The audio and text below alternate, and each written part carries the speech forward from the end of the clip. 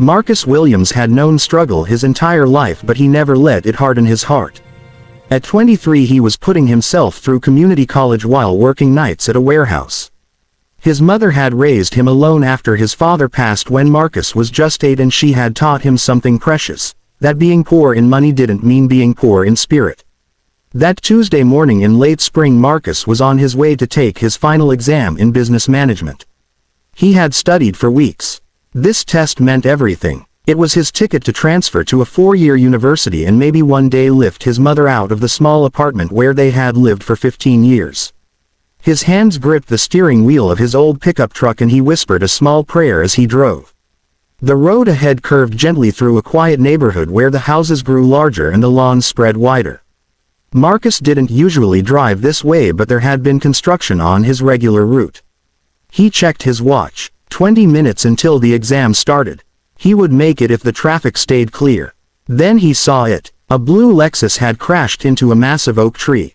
The front of the car was crumpled like paper. Smoke rose from the hood in thin gray wisps. Marcus's heart jumped into his throat.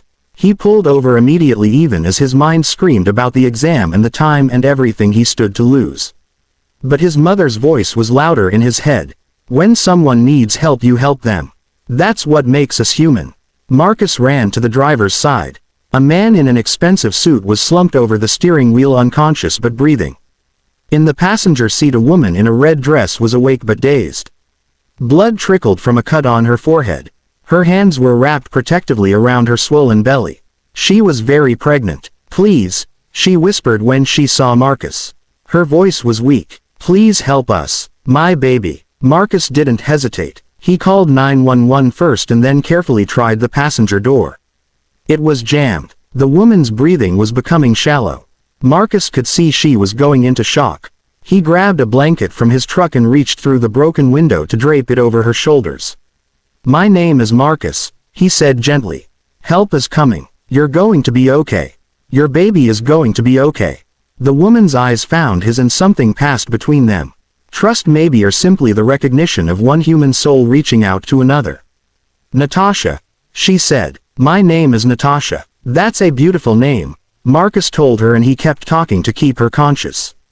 He told her about his mother and about the flower garden she kept on their apartment balcony. He told her about the stray cat they fed every evening and how his mother always said that God notices when we're kind to the smallest creatures. Natasha listened and her breathing steadied a little. She kept one hand on her belly and reached the other through the window to grip Marcus's hand. Her fingers were cold but her grip was strong. "You're missing something," she said suddenly. "I can tell. Something important." Marcus glanced at his watch. The exam had started 5 minutes ago. His professor had a strict policy.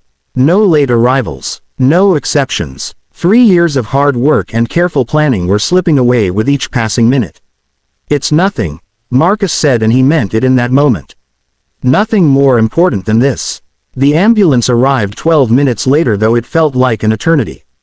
The paramedics carefully extracted both Natasha and her husband from the wreckage.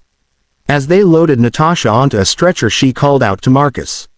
"Wait. Please wait." Marcus came to her side and Natasha grabbed his hand again.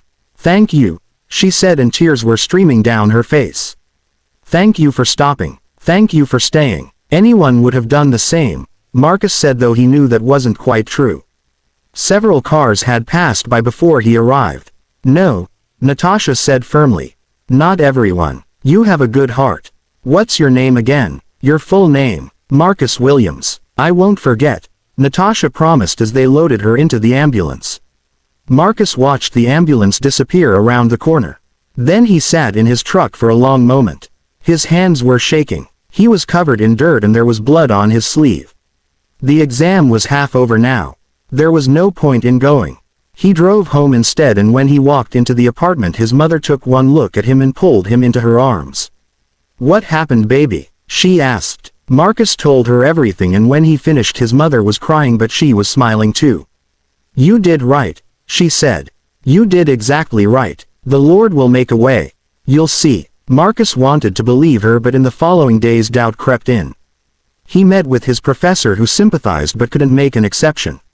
"I'm sorry, Marcus. I truly am. But if I bend the rules for you, I have to bend them for everyone. Marcus would have to retake the class next semester. His transfer would be delayed by a year. His scholarships were in jeopardy. Everything he had worked for seemed to be unraveling. 3 weeks passed and Marcus tried to make peace with his choice. He knew he would make the same decision again even knowing the cost.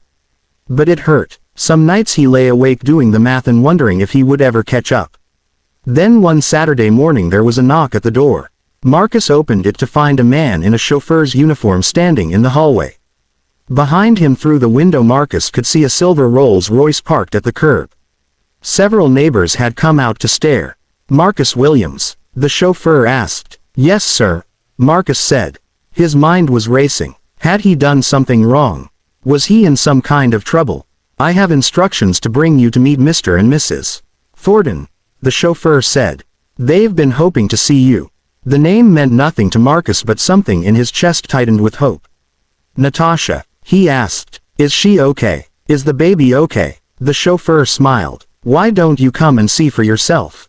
Marcus told his mother where he was going and climbed into the back of the Rolls-Royce. The leather seats were softer than anything he had ever touched. The car glided through the streets and Marcus watched his neighborhood give way to nicer areas and then to estates behind tall gates. They pulled up to a mansion that looked like something from a movie. The chauffeur led Marcus inside and through rooms filled with art and antiques to a sunlit conservatory where Natasha sat in a comfortable chair. She was holding a tiny baby wrapped in a soft blue blanket and her husband stood beside her with his hand on her shoulder. The man had a healing scar on his forehead but he looked healthy and strong. When Natasha saw Marcus her whole face lit up. "Marcus," she said, "come meet my son. Meet little Daniel." Marcus approached slowly and Natasha held the baby up for him to see. Daniel was perfect with tiny fingers and a sweet sleeping face. "He's beautiful," Marcus said and his voice cracked. "I'm so glad you're both okay." "We're more than okay," Natasha said. "We're here, we're alive, and we have you to thank for that, Marcus." Her husband stepped forward and extended his hand. "Robert Thornton," he said, "I understand I owe you my life. And more importantly my wife's life and my son's life." Marcus shook his hand feeling overwhelmed. "I just did what anyone should do. But not everyone does," Robert said. "Natasha told me how you stayed with her. How you kept her calm and conscious. The paramedics said another 10 minutes and she might have gone into critical distress. You saved them, Marcus. Both of them. And I understand," Natasha added, "that it cost you something. Your exam. Your plans." Marcus looked down. "How did you know?" "I'm very good at finding things out," Natasha said gently. "Especially when I'm determined. I called every community college in the area until I found which one you attended. Then I spoke with your professor. He told me about your situation. I don't want you to feel bad," Marcus said quickly. "I made my choice and I'd make it again." "We know," Robert said. "That's exactly why we wanted to see you. Marcus, you have a rare quality. You have integrity. You have compassion. Those are things that can't be taught in any classroom." Robert handed Marcus an envelope and Marcus opened it with trembling fingers. Inside was a letter. Marcus read it once and then read it again because he couldn't believe what he was seeing. It was an acceptance letter from a prestigious 4-year university. A full scholarship covering tuition, room, board and books. A job offer for a paid internship at Thornton Industries where he could work flexible hours while completing his degree. And a personal note from Robert Thornton himself stating that Marcus's transfer credits would all be accepted including the course he had been unable to complete. "I don't understand," Marcus whispered. "This is too much. It's not nearly enough," Natasha said and she was crying again.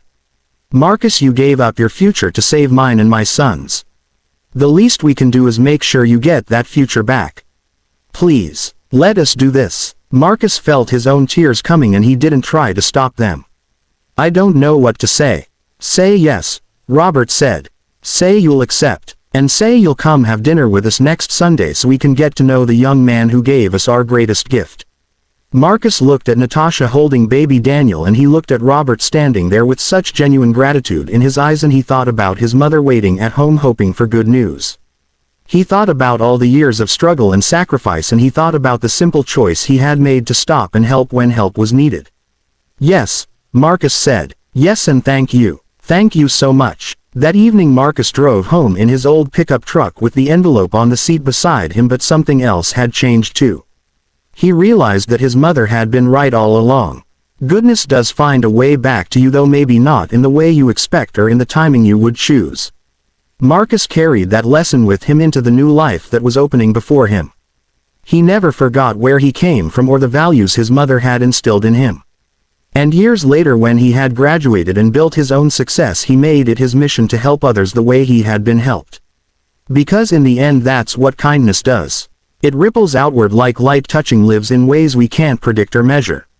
And sometimes a single moment of compassion can change everything, not just for the person receiving it but for the person giving it too.